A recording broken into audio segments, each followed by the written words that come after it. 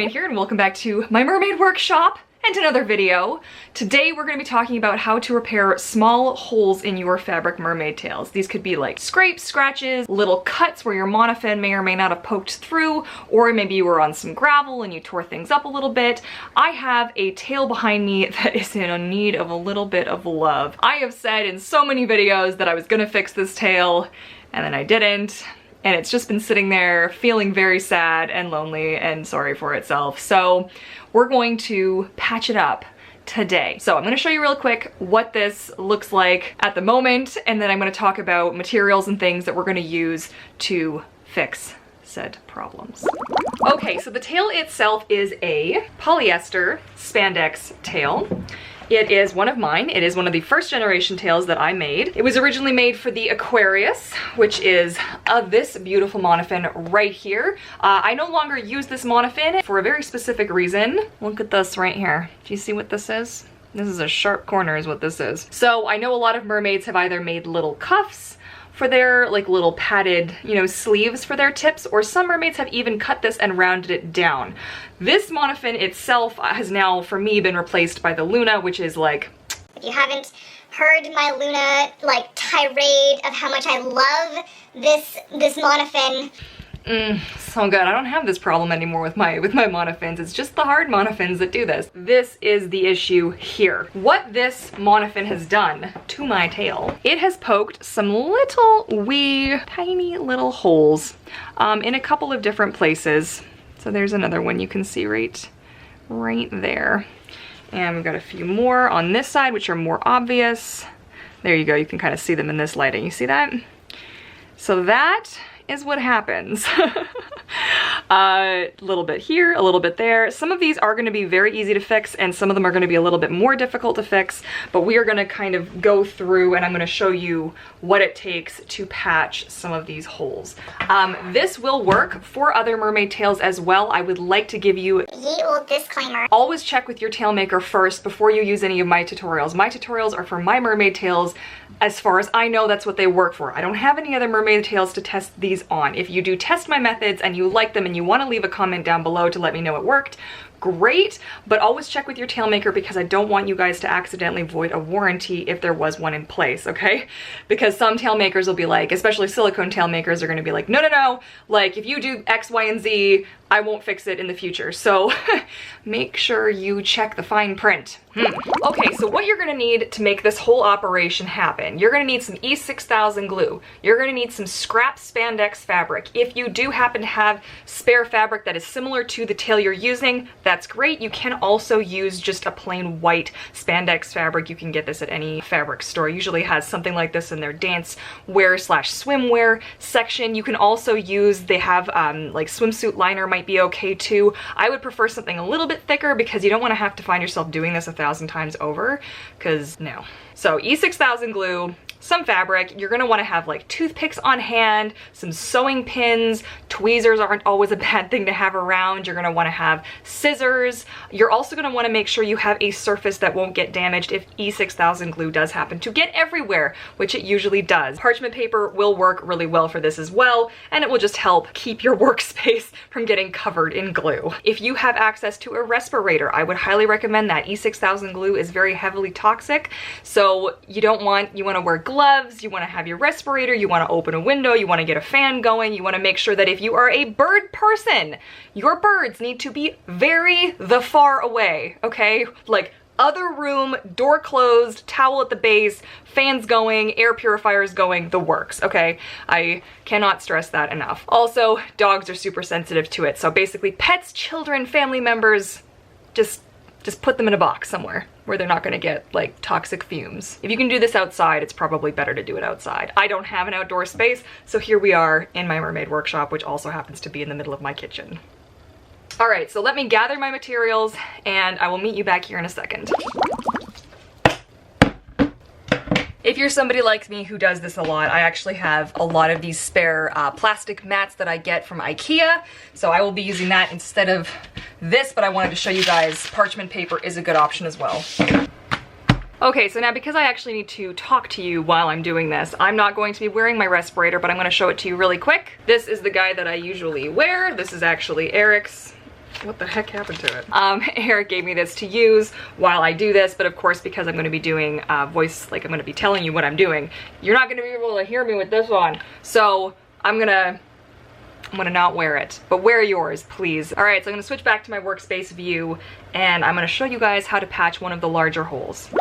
And the first thing you're gonna notice is that this is quite a substantial little hole. So this is what most of your, you know, the usual monofin damage. Mahinas do cause this damage as well, so we can't just blame the poor Aquarius fin, which is over here weeping to itself. The first thing you're gonna wanna do, approximate the size, right? So I can see I'm gonna need just a little corner here, okay? I'm gonna grab myself just a wee corner of my scrap fabric, which I'm fortunate to have some kicking around. Again, you can use, I recommend using a white just because it doesn't, like if you use a black fabric, depending on how thick your fabric is, it may show through. You may also end up seeing little bumpies. If kids give you a hard time about that, you can always tell them that's just scar tissue. Okay, so that's the right size. So what you're gonna do is you're gonna flip your tail inside out. My tails are a little bit more complicated because obviously they have that seam, so you have to kind of work your way around the universe here. Fringe everywhere. My big chunky fringe, who remembers that? Okay, so the first thing you're gonna do is actually glue this little square, which I could actually make a little bit smaller. There we go. That's gonna be our little tiny patch, and I'm gonna be using E6000 glue to secure it. Now, because I'm a horrible human being, I don't actually wear gloves when I do this. I've been doing this so long, I don't really get it on my fingers when I do this, but you should wear gloves. Oh, and when that happens, when you can't get the lid off, my recommendation is grab your pliers and just, because I don't take no for an answer. These holes aren't actual full-sized holes. If they were full-sized holes, what you would do is you would need to put something like something plastic on the other side so that the glue can peel off from the other side, okay? So it's a little bit of a challenge, but for this one's a little bit larger, but that's gonna be okay for what we're doing for now. I'm gonna get some glue on my little patch. And your tweezers so that you don't get your fingers full of glue. You kind of spread it around and then down she goes. So you don't want to use a huge amount of this glue, okay? You don't want to you do not want like a big gobbing gunky like this situation. You want like a dot, okay? Which is why this glue can be so frustrating because it just keeps oozing. So put the cap back on so it doesn't dry out and just leave that to do its thing for a second.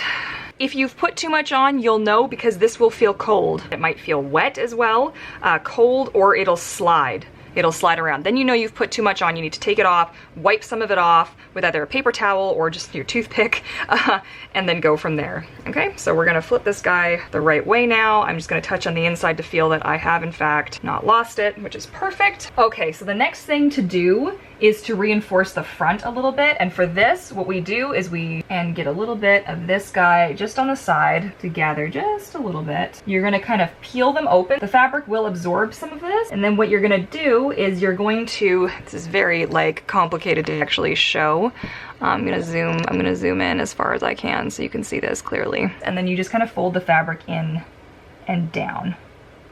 Now the tail's never gonna look perfect, okay? That's not really the goal here. The goal here is to stop the fabric from fraying and to stop the tear from getting worse. You just kind of pinch it and the split will open up on its own. You'll be able to see your white fabric underneath. And then what you're gonna do is let the fabric relax and then fold it down over itself. And a little bit of glue on the outside is okay. So it will create like a little tiny scar looking leftover. That is going to be part of it. Think of it like it is a scar. This is what you would end up doing for all of the other spots. Little corner tears like this guy, you're not going to be able to fit a piece of fabric in there, so you're literally just going to take your E6000 glue, you're going to cram it a little bit in there, and again, as best as you can, depending on how much damage was actually done, you're going to lift and fold, just like that, and then roll the fabric in on itself, okay? Now you shouldn't swim with your tail like this. Again, you need to let this sit. I would let it sit for minimum 24 hours, max not maximum, but like ideally let it sit for 48 hours in my opinion, and that'll take care of business on this end. This one is large enough, like this is quite actually a hole in here. There you go.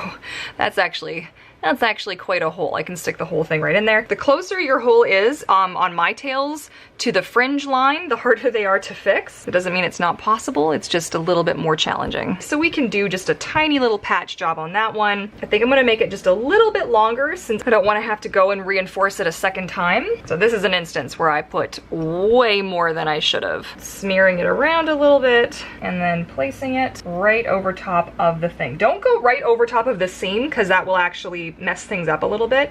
Put it right next to the seam where the hole is, and then just let it sit. So because we didn't go hog wild and put a whole bunch of glue on there, it becomes like tackier, faster, and it will stick a little bit easier, a little bit quicker. All right, so very gently. So it's right here, that is where the hole was.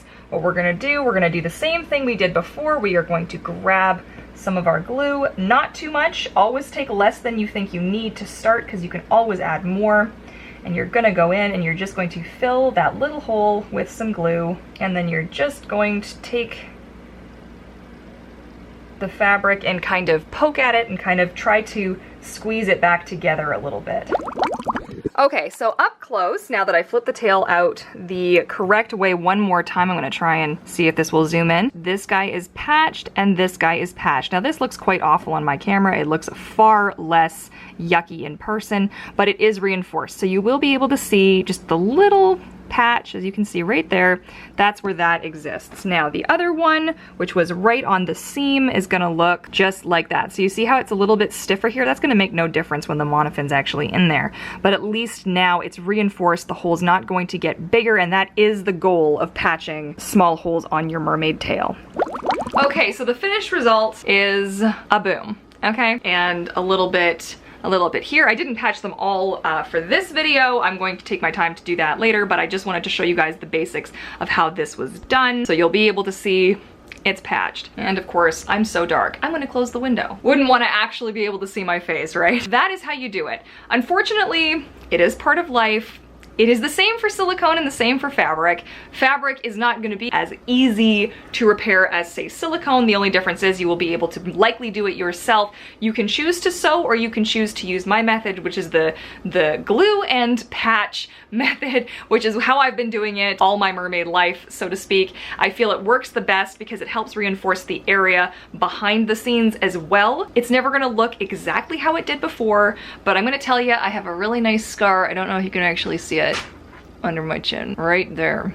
And when I was a kid and I was running in the hallways and my shoelaces were untied, and I turned behind me to see because I was playing tag, and I tripped and I fell and I split my chin open this far. You know what? I don't look the same as I did before, but I'm okay with that. At least my chin doesn't have a big hole in it. You know what I'm saying? Was that a really gross analogy?